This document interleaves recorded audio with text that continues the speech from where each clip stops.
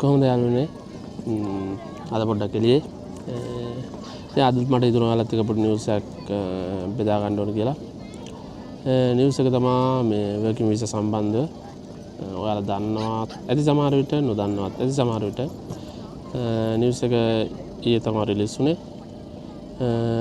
මේකේදී news එකේ තියෙන වැදගත්කම තමයි මේ වෙනකම් වර්කින් වීසා ආපු කට්ටිය ඉන්නවනේ කියන්නේ ඩිග්‍රී විතරක් පෙන්නලා වෙන මොකුත් නැතුව ආපු කට්ටිය ඉන්නවා. ඉතින් ඊයේ රිලීස් වුණ අලුත් නිවුස් එකත් එක්ක මේකේ පොඩි ප්‍රශ්න කිහිපයක් ඇවිල්ලා තියෙනවා.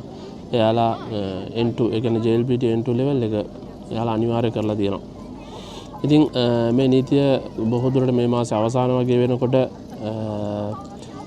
නීතියක් විදියට මෙයාලා එළියට දායි. ඒ කොහොම වුණත් ජපාන් නැතුව සමහර විට මින් ඉදිරියට වර්කින් වීසා කියන එකෙන් කැටගරියෙන් ජපානට එන්න බැරි වෙයි කියලා මම හිතනවා.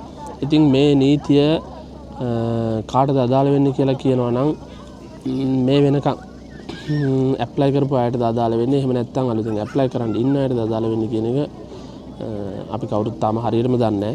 මොකද එයාලා තාම හරියට ගයිඩ්ලයින් එකක් දීලා නැහැ. නමුත් බොහෝ දුරට මේක පස්සට බලපාන්නේ නැති වෙයි.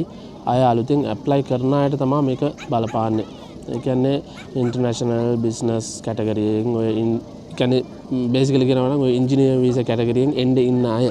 ඔයාලා ජපන් පාස් නැත්තම් මින් මත්තට ඒ කියන්නේ අප්‍රේල් වලින් පස්සේ ඔයාලා වීසා කවුරු හරි ඒජන්සි එකකින් හරි කාගෙන් හරි ජපානයේ ඉන්න කෙනෙක්ගෙන් හරි ඇප්ලයි කරන්න බලාපොරොත්තු වෙනවා නම් අනිවාර්යෙන් ඔයාලා හරියටම රූල් එක දැනුවත් වෙන්න. මොකද N2 නැත්තම් ඔයාලට ඇප්ලයි කරන්න බෑ. කවුරු හරි කියනවා නම් ඒක තාම නීතියක් උන්නේ නැහැ. මම නීතිය වුණ ගමන් ඔයාලට ඒ සම්බන්ධව අප්ඩේට් කරන්නම්.